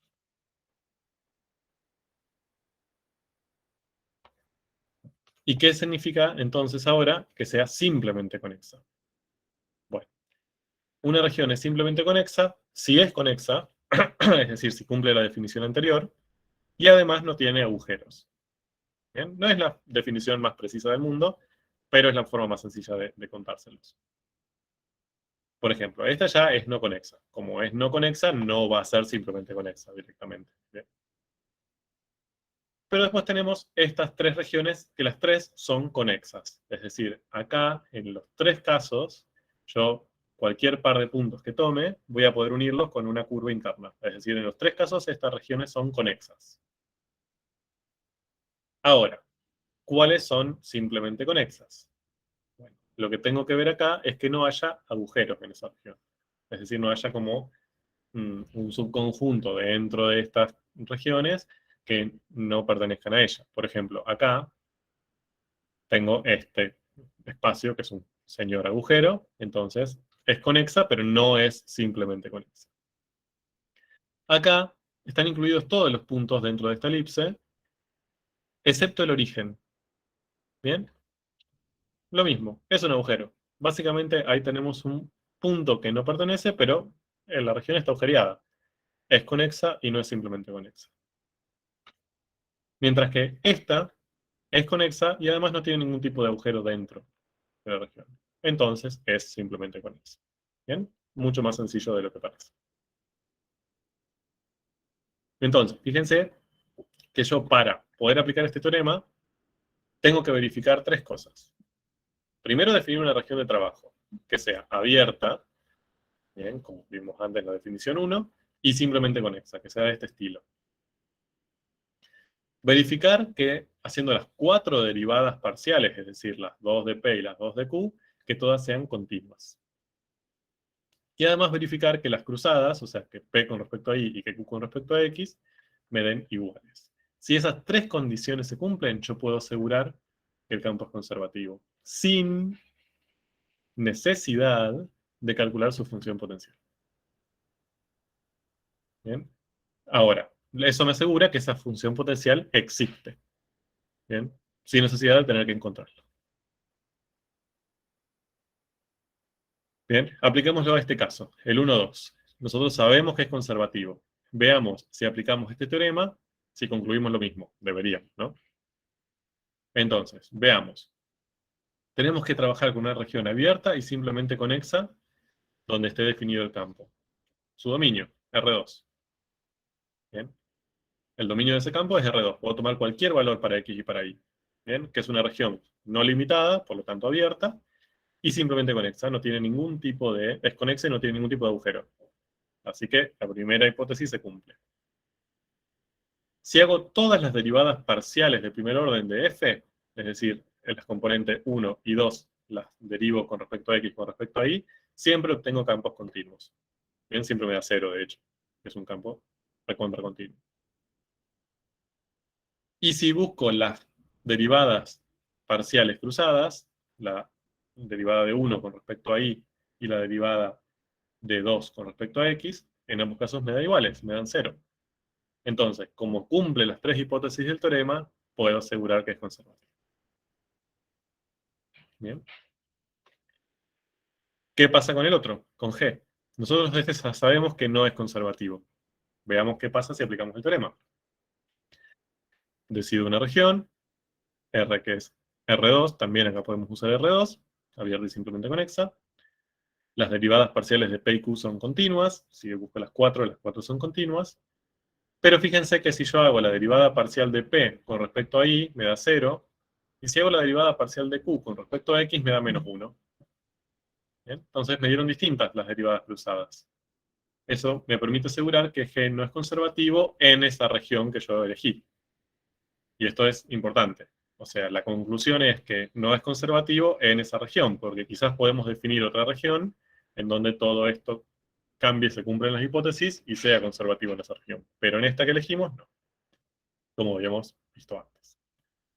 Entonces, el teorema de suficiencia me permite llegar a la conclusión de es conservativo o no es conservativo sin necesidad de calcular la función potencial. Entonces, ahora tenemos estos dos métodos. Si los comparamos, podemos decir que el primero, el que era hallar la función potencial directamente, si es sencilla la ley del campo que estamos analizando, bueno, es más directo. Bien, vamos a encontrar la función potencial, aplicamos el teorema fundamental y listo. Esa es, digamos, como una ventaja que tiene, ¿no? Este método. Para el método 2 es un poco más, es una desventaja. Eso. Porque si aplicamos el teorema de suficiencia, demostramos que es conservativo, buenísimo, después vamos a tener que buscar la función potencial para aplicar el teorema fundamental. Entonces vamos a tener que pasar de acá a acá. Entonces es como hacer dos pasos, siendo que podría haber hecho uno. Entonces eso es una desventaja del segundo método. Entonces me dirán, bueno, ¿para qué existe el segundo entonces? Si el primero es más directo. Por esto. Porque fíjense que para hallar la función potencial, yo lo que voy a necesitar es hacer integrales. Voy a tener que integrar las dos componentes para hallar la función potencial, como hicimos hace un rato. No siempre vamos a poder integrar. Bien, hay que ver si conocemos algún método de integración que nos ayude, si existe una primitiva algebraica. Entonces, ya integrar nos resulta un poco problemático. No siempre vamos a poder integrar. Mientras que, para el método 2, fíjense que no tenemos que integrar para aplicar el método 2. Lo que tenemos que buscar son las derivadas parciales. Entonces tenemos que en todos los casos derivar. Y derivar nos resulta un poco más sencillo. No tanto por una cuestión de simplicidad, sino que no tenemos tantas complicaciones de métodos para encontrar derivadas. Entonces, nos permite llegar a la conclusión de si es o no conservativo sin tener que pasar por un proceso de integración, que a veces se nos complica la vida. Por eso en el método 2, en los casos donde la integración es más compleja, nos facilita un poco o nos permite llegar a una conclusión sin mucho trabajo. Y por último, lo que les quería traer así como medio un resumen de esta última parte, es una secuencia lógica de trabajo. Esto también lo habrán visto hoy en las tareas de aula, pero más que nada para integrar todo lo que vimos desde la teoría. Ustedes tienen que resolver una cierta integral de línea de un cierto campo vectorial. Entonces, lo primero que habría que hacer en esos casos es ver si ese campo vectorial es conservativo. Porque eso nos va a permitir obtener, o nos va a permitir realizar, procedimientos más sencillos. Bien, y quizás menos propensos a error. Entonces, lo primero que tendría que hacer sería, para ver si es conservativo, definir una región de trabajo, no sé, el dominio del campo, o una región donde esté parte del dominio que esté incluida la curva donde estoy trabajando, y empezar mi análisis. Entonces, dijimos, teníamos dos métodos. Si vemos que la ley de ese campo es sencilla o tenemos confianza para usar el método 1, busco la función potencial directamente, integro componente a componente y me fijo si puedo encontrar esa función potencial. Quizás existe, quizás así lo podemos encontrar como lo hicimos hace un rato. Entonces, si ya encontré la función potencial, aplico el teorema fundamental y ya está. Y terminó ahí mi actividad. ¿Qué pasa si no puedo encontrarla? Bien, si por algún motivo no me es sencillo encontrar esa función potencial. Bien, porque quizás integrar se me complicó, veo que la ley es muy compleja, entonces no quiero ir directamente a hacer todo ese proceso algebraico molesto. Bueno, quizás ahí me conviene usar el método 2. Bien, es decir, usar el teorema de suficiencia que vimos hace breves minutos. Entonces, ese teorema me va a permitir decir, bueno, ¿es conservativo o no es conservativo en la región que decidí? Bien. En algunos casos, quizás el problema es la región. Tendría que repensar la región de arriba. Bien, pero en la mayoría de los casos eso no sucede. Si fuese conservativo, bien, si yo pude demostrar con este teorema de que sí es conservativo, bueno, tendré que buscar la función potencial. ¿Será complejo? ¿Podré? ¿No podré? Bueno, es necesario encontrar su función potencial para aplicar el teorema fundamental. Mientras que si no es conservativo, bien, si yo puedo demostrar directamente que no es conservativo en esa región, aplico la regla de cálculo y listo. Bien, la regla de cálculo que vimos al principio vale para todos los casos, sea o no sea conservativo. Entonces, es una forma que tengo para resolver esa integral sin mucho lío. De hecho, ustedes me pueden decir, bueno, pero entonces para eso, desde la integral directamente aplico la regla de cálculo. O sea, me olvido de toda esta cuestión de la conservatividad y directamente voy a aplicar la regla de cálculo. Está bien, es posible, es una posibilidad. El problema de la regla de cálculo, ya les dije, suele ser propensa a errores, tiene muchos pasos algebraicos, entonces si hay problemas medios de base con el álgebra, puede llevarlos a confundirse, entonces por eso no se las recomendamos. Y hay veces también que no es posible aplicarla porque les queda una integral que no saben resolver.